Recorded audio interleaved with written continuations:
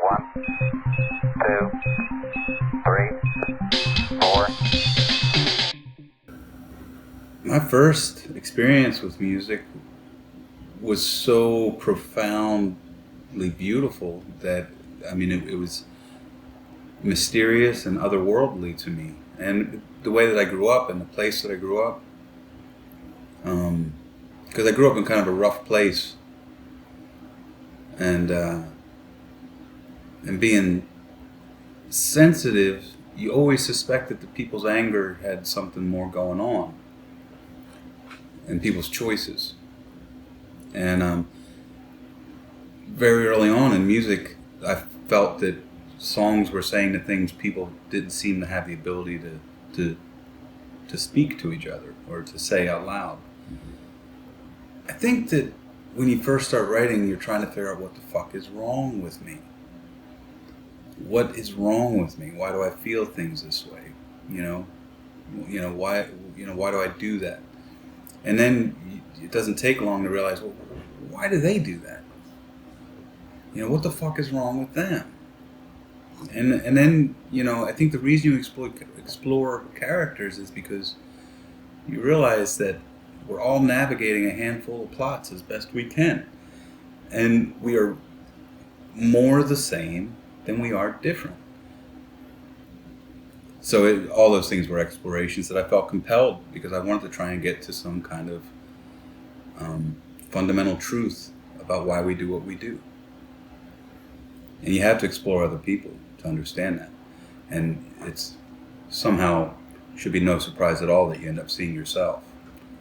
It was very purposeful, particularly as, I felt that we were all going to be baited to kind of be the center of our own reality show.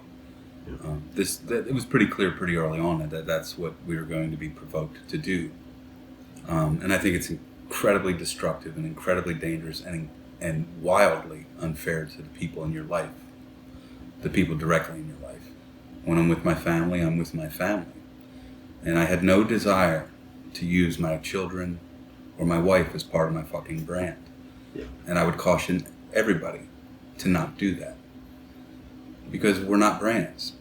To allow ourselves to become some sort of manifestation of some capitalist idea like that is fucking dangerous, and it is in direct opposition to our humanity.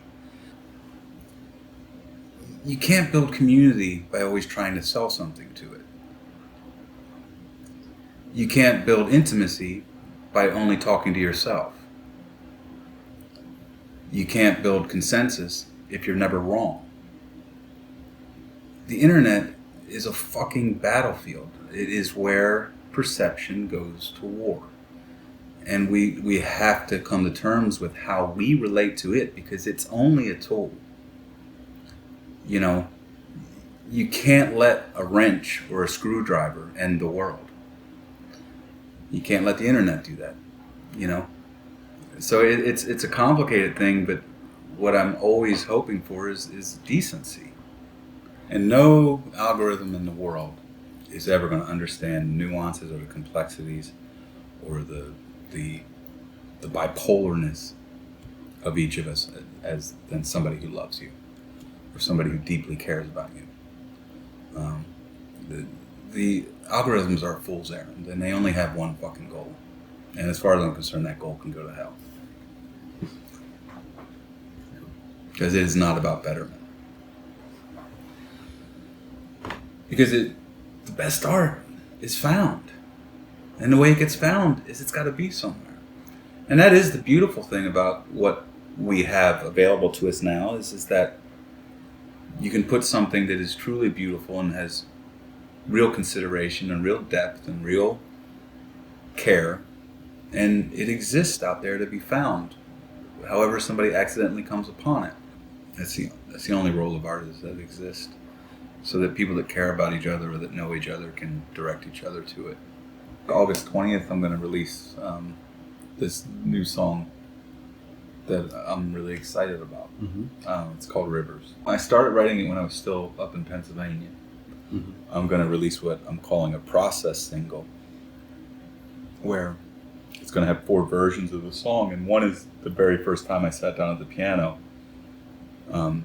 It's just a phone recording, but you'll get the idea. And then the second one is I was looking at like a alternate tuning on guitar and seeing what I could find. The third one is like the proper demo, and then the fourth one is the actual recording that I did with my friends Beckett and Brian Fallon and Corey Seagal.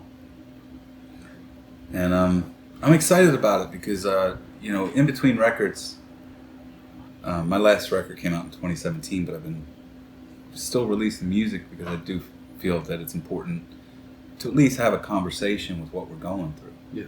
And in some ways, like I feel like this song is the culmination of my point of view on things without talking directly about it. I think it's important we have to avoid slogans. I know that slogans have a great tradition in aspects of our society, but when things are complex, you have to treat them with the same amount of consideration. So I don't think the song's going to save the world, but it sure made me feel like it made a little more sense. I love it when you hear a song that feels like it always existed. It's funny how like some songs don't do that. So if it doesn't come like that first burst of lightning, I found that some people argue that you should just finish it and it'll be what it's going to be. I found that I like to let something kind of mature with me. Mm-hmm. Or the other thing being that I take my own hands off of it and let it express itself. And that's kind of what happened. None of this happens in a vacuum. We don't do these things alone. They are made better by the involvement of other people.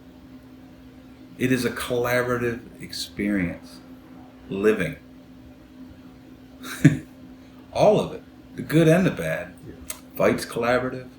Sex is collaborative. Classrooms. It's all collaborative. We are not in this alone. It's a strange thing because like our interiors can tell us, and we do feel like alone sometimes. But there's proof everywhere that we're not. That this is a collaborative experience. And that means being kinder. Not villainizing each other. Not thinking the worst. Being easier on each other. Even the ones we don't agree with. Even the ones that make our blood boil. Some of them should be running the country.